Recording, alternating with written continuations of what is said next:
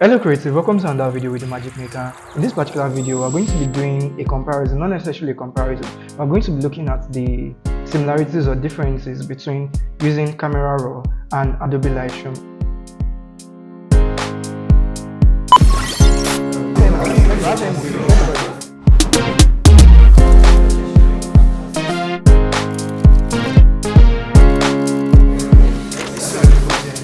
Before Lightroom was existing, there was Camera Raw. So Camera Raw used to be another software that you can actually install on its own during the time of the creative suite.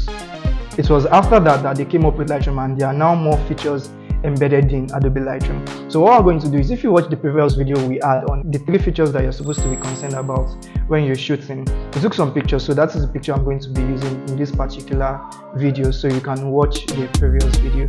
Okay, so what I'm just going to do is, when you are on Adobe Lightroom, what you want to do is you want to first import your footage. I think we've done all of that in the video I did on photography editing that was out a couple of weeks ago. So what I'm just going to do is I'll just import just one picture, import photo and video. Then I'm going to import the same picture in Camera Raw. Then we're going to be going back and forth regarding the similarities and differences between Camera Raw and Adobe Lightroom. So what you want to do is you want to go to File, Import, and you want to navigate through where your pictures are. So I'll just uncheck all, then I'm going to select the one I want.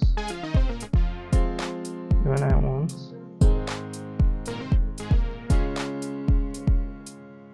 So import. Alright, so this is the interface of Adobe Lightroom. The next thing I'm going to do is I'm going to open Photoshop.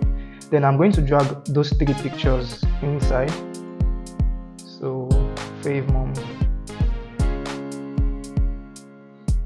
I think these are the pictures.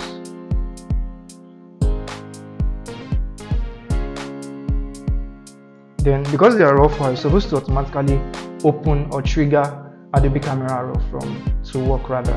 So you can see that we have Adobe Camera Raw here already. So remember I said it was a different application before. Now it is integrated into Photoshop. So once you install Photoshop into your computer, you get access to Camera Raw automatically. But a lot of people don't actually know. But then in your where is it again? In I can't remember very well. I think it's View or somewhere here. You can actually open Camera Raw itself, but I usually use the shortcut, which is Ctrl+Shift+A or Ctrl+Alt+A, something like that.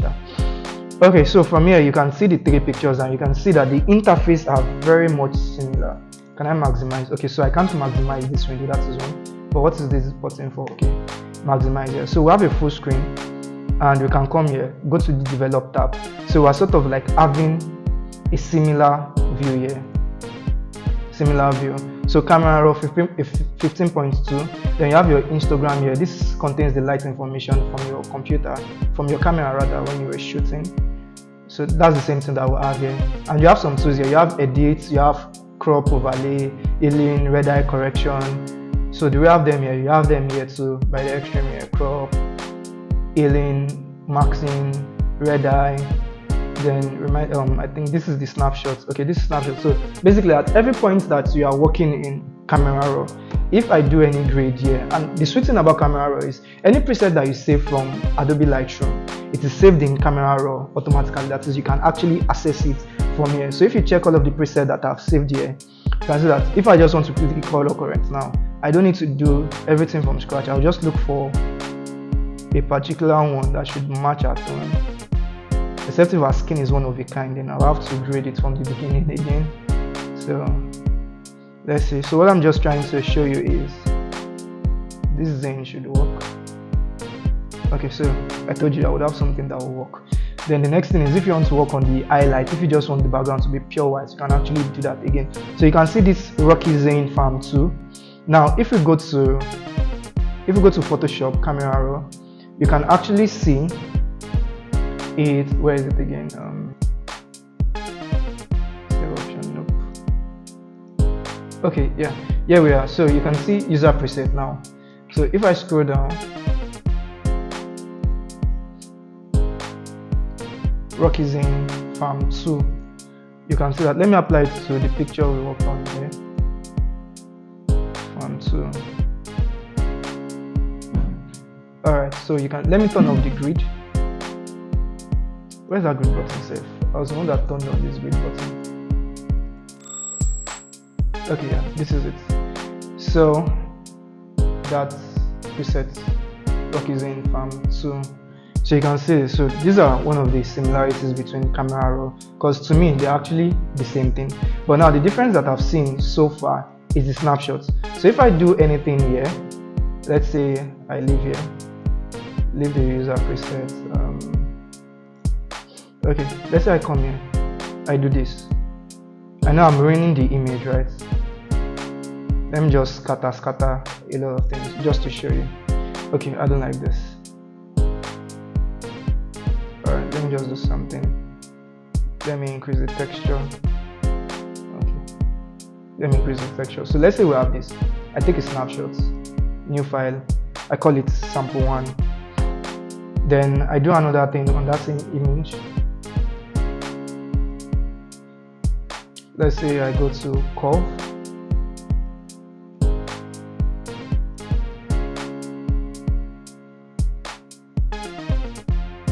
Okay, and I take another snapshot, curves. Now all snapshots does is not just like screenshots or your layer compose in Photoshop. So what layer compose does is anything that you do, if you go and watch my video and I just put layer, you're going to see what it does. Or you check the timestamp, just look for it there, you see layer, so you can just see what it does. So it acts like layer compose. So but what this does is everything that you've done, it skips everything. So it's not just like picture. So if you are working on a file for a long hour and you've done a lot of edits but you're saving snapshot, if you feel like I like the edit I was doing 30 minutes ago, you can just go back to the snapshot you saved 30 minutes ago and it's just going to restore everything like that. So you could just call it like maybe an autosave feature or a restore file for your images basically. So which other similarities do we have here? So you have your grid, you can access your grid from here.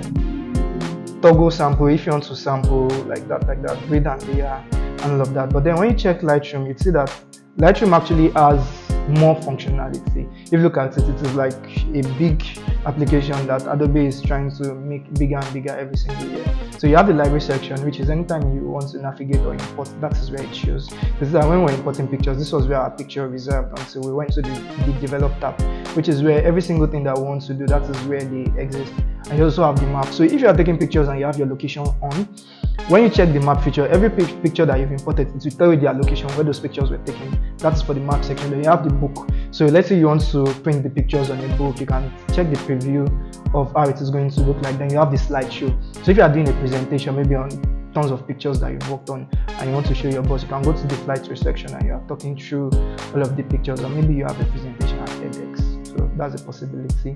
You have the print and you have the web. So you can see that there are actually more built-in functionality here in Lightroom compared to camera raw. But then anything that you want to do, your basic correction, all of that, you don't need to have Lightroom to be able to do your color correction and color grading independently. With Photoshop alone, I think from 2020 or so, I can't remember exactly, but there was a particular year they started integrating camera raw into Photoshop. So you don't necessarily need to install Lightroom to be able to access this. Once you have Photoshop installed, that is it. So I hope you've been able to see the similarities and differences between camera raw and Adobe Lightroom. So camera raw is an alternative for Lightroom.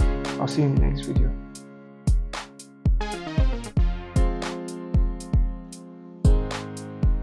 Save option, no. Okay, yeah, here we are. So you can see user preset now.